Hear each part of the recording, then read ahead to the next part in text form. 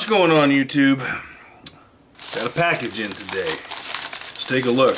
I've been getting asked from some newer folks to the stacking community, or people that are on the fence about stacking, where I get my stuff, how I do it, and what I like to purchase. So we're going to go over that. This is going to be for some of the newer folks out there.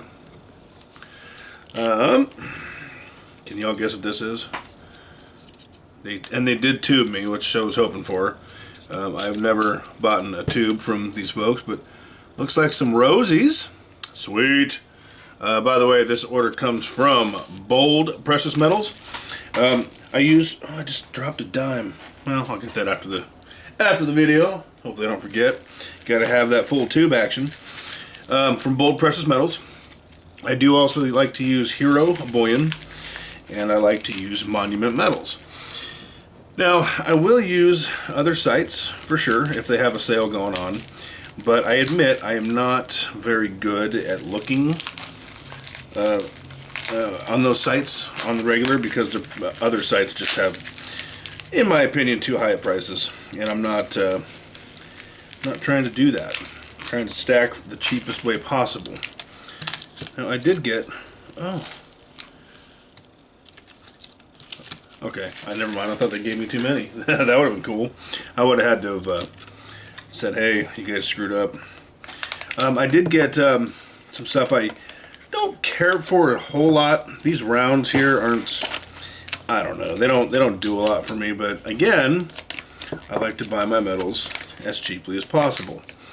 What I care about is having silver in the stack. I don't care that it's something I love. In fact, I'm a firm believer that, I mean, I don't hate these, don't get me wrong, they're weird.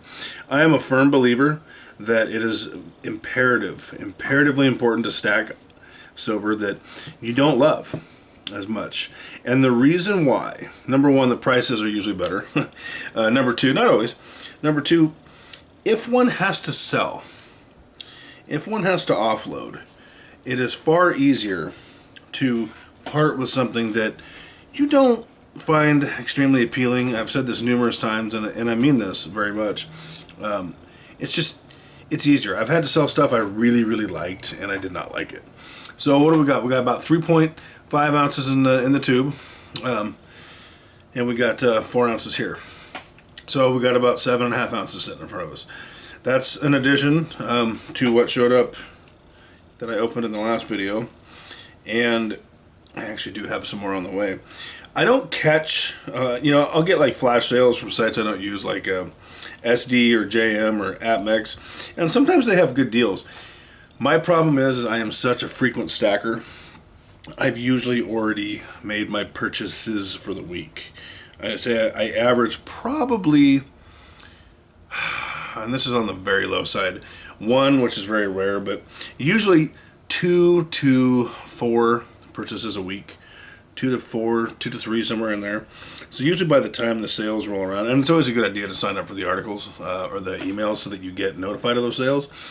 Usually by the time they show up, I've already got orders placed. So I don't have the capital set aside for that particular purpose, that particular day. And people have also asked me, well, how do you get rid of your stuff, if your silver or your gold, if you want to sell it? Well, I go to an LCS, which is a local coin shop, and that's the only way I've ever done it. And you get cash. It's very simple, very painless. Well, selling metals is rough for me, but you walk in, you sell your metal, you get the cash. It's that simple. Another way people can do it is they can sell to online vendors, dealers like AppMex, things of that nature. I've never done that. If you have done that, please drop a comment in the video below. Also, while you're at it, if you could hit the like and subscribe button and leave a comment, that helps me out immensely.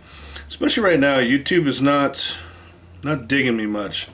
It's not. It's hiding my videos and a lot of other people's in the algorithm, which it likes to do that. It's kind of irritating, but what good is the message if it's not being spread? So that helps me out a lot. A lot of people use Instagram.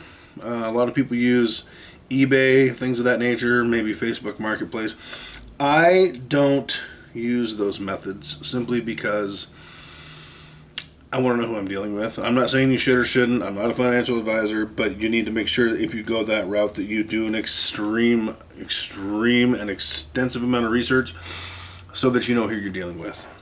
Because the worst thing in the world, as far as this goes, would be for you to get ripped off. I don't want to see that happen. So if you're going to go that route, I would advise that you're very, very knowledgeable about who you're dealing with and you research them as thoroughly as possible. But it's that simple. You take it to the shop, you offload it, they give you cash, you're out the door. Some states are different. Some states have tax and stuff. My state does not, so I don't have to deal with any of that. You would want to look into your own state's individual laws and rules and what have you. But that's been my experience. I have sold metal a couple different times, and it was very, very easy, very simple, very quick, very fast. Cash in hand, no problem.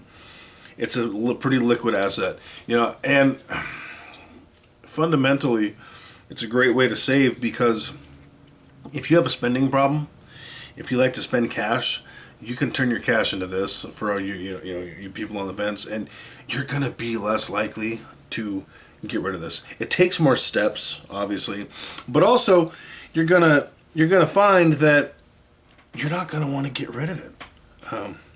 By the way, this came from my good friend S&C. Thanks, buddy. Those were in the safe the other day when I did that video, so I couldn't show them. But oh yeah, appreciate that, brother. So you're not gonna want to get rid of it as easily.